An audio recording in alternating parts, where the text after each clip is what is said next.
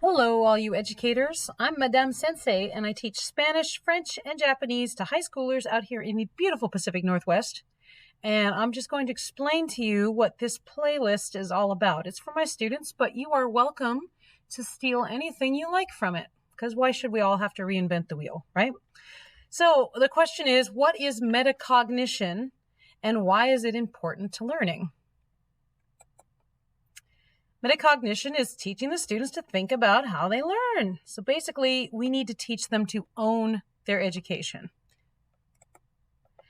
So a number of things were rolling around in my head for a few years before I really dived in deep to teaching explicitly metacognition.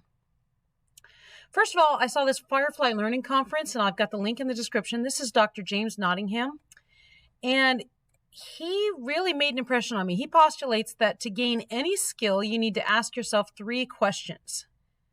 The 3 questions which made a huge impact on me are, what is my goal? So I have my students grab a blank sheet of paper and I have them write a little mini goal, something that's very attainable. How much progress have I made to my goal? That's question number 2. So usually I have them fill in a bar. I'll show you that in a moment. And what are my next steps is number 3. So number 1, what's my goal? A tiny, achievable goal. Number 2, how much progress have I made toward that goal? And number 3, what are my next steps? All right. The next thing that was rolling around in my head is my son was taking guitar here at school, and he said that guitar was his absolute favorite class. And I said, that's wonderful. Why? And he said, because I can really see that I'm getting better, and I can't see that I'm getting better in math. That made a big impression on me too.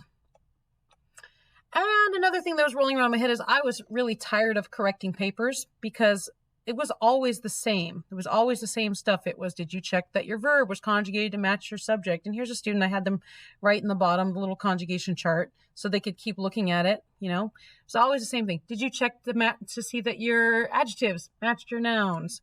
Always the same thing, okay? And of course, remote learning during the pandemic, where I was like trying to convince the students that yes, indeed, you have to work.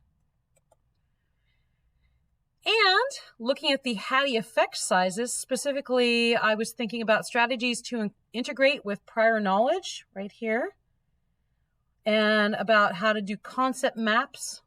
And I started thinking about metacognitive questions on those concept maps, and then scaffolding also. I was thinking a lot about metacognition with those. And around the same time, I saw this absolutely wonderful video from Game Maker's Toolkit, and this link will also be in the description. Look at this. My beautiful school district blocks everything, so I couldn't show you like this thing exactly, but I'll put the link in the description. So this is Game Maker's Toolkit, and he was just talking about, can we improve tutorials for complex games? And every time he said anything, I was like, oh my gosh, that's what we do as teachers. That's what we do as teachers. That's what we do as teachers. So the tutorials for games, for video games, were so much like how I lesson plan, okay? So one thing he says, this is Mark Brown, he says, a player's willingness to learn grows along with their level of investment. Yeah, that's true. I need to get my students engaged, and I need to get them invested in what they're learning. And then he was talking about Plants vs. Zombies when he said this. He said, it's pretty easy to teach people how to do things, like press 4 buttons, but it's much harder to explain why to do them. And so I was really thinking about metacognition then. So the next big question is, how do students find the information that they need? Okay, because our students in the world language arena, if something gets too complicated for them and they're not willing to put in the effort, guess what? They're going to turn to Google Translate. They're going to turn to ChatGPT. They're going to turn to Bing. They're going to turn into Bing Translate. Whatever machine translation they're going to turn to. So we need to teach them that machine translation is not the be-all and end-all. These are the mistakes that machine translation is going to churn out to you and pretend like it's real when it's not. And you're going to embarrass yourself by saying, not I'm cold, but I'm a cold-blooded killer. So we need to teach our students how to select the right tool for the right job and how to find the information that they need. And all these things were rolling around in my head, and I really wanted students to own their education. This is really the challenge that we face. It's not teaching them French, Spanish, Japanese, whatever language you're teaching. It's getting the students to feel some connection and relevance to it. So they have to think that what they're doing is meaningful. So we need to help them learn to make personal connections and to find relevance. We need to have our students feel like they're capable of doing it. So with us in language acquisition, we talk about the affective filter. The affective filter is that little voice in the student's head that says, oh, this is too difficult. I can't do this. Why bother trying? They raise their affective filter and nothing you do or say is going to get through to them. Okay. So we need to get them to lower their affective filter. And I'm finding that metacognition is really, really helping with this. I'm also very game-based, but the more I explain to the students, this is why we're doing the game. This is why this method works. This is why this pedagogical technique works. Then I get more of my students buy-in. So I need to convince them that they do have to study outside of class, because there are a surprising number of students who believe that if they don't understand something immediately, that means they're stupid and they should just give up. So I need to talk. Today I talked to my students about the growth mindset, about flexible brains, that you can teach an old dog new tricks. Okay, so we've got to deprogram this self-destructive shutdown. And of course, we have a fancy name for it, the affective filter. So I was talking about the Firefly Learning Conference with Dr. James Nottingham's keynote address.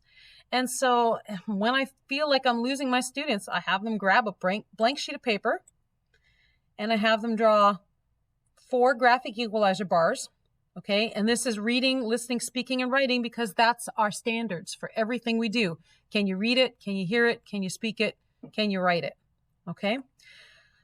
I also have them say, what do they need to know before they can conquer this? And that way I can look at this really quick and say, okay, I need to work on this. The student wants to work on some spelling.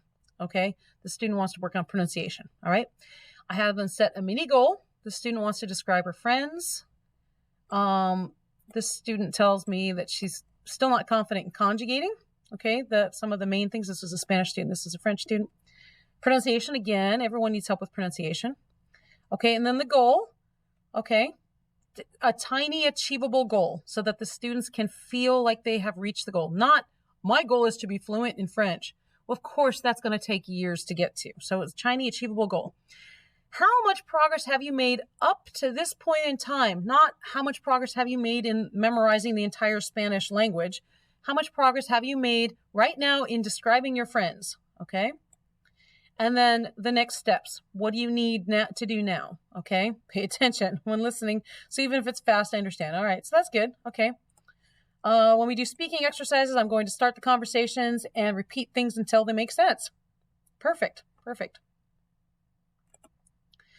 But I also add a lot of metacognition to every single assignment that I give.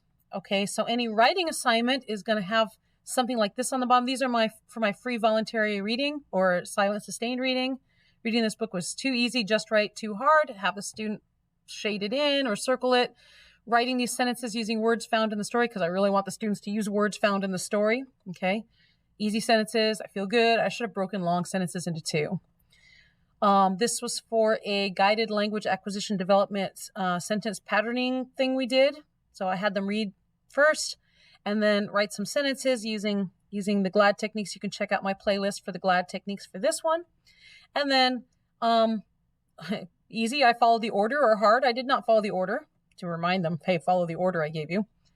And then reminding them also to add those little words that you need and to conjugate the verbs, because like I said, I got sick of correcting papers. So I find that if I write some metacognition on the paper of, hey, did you remember to go back and check this stuff? Then the students do, and then I don't have as much to correct. And then this is just this is like a test, and it's an open note test, and I just have them shade in the bar for how much they had to look at their notes. And then I have them tell me what their next steps are for next week to do better on the test. And so I started doing something that I call Metacognition Monday. Every Monday, I speak in English because I want my students to understand this, okay? If I'm speaking in the target language, and it's stuff the students don't understand, it's too much of a cognitive heavy lift, then I'll lose them. So I do this part in English, and this is all so I can get their buy-in. Anything you want to screenshot and pretend is your own, I'm fine with. If you want to help me brainstorm ideas for this, I would absolutely love that. Reach me at studio-nemo.com or at the Minecraft Education Ambassadors or the Minecraft Teachers Lounge. I also hang out there, or Duolingo Educators Network. Those are my favorite PLCs. So yeah, help me with this, and let's make all of our students super smart. Thank you for listening.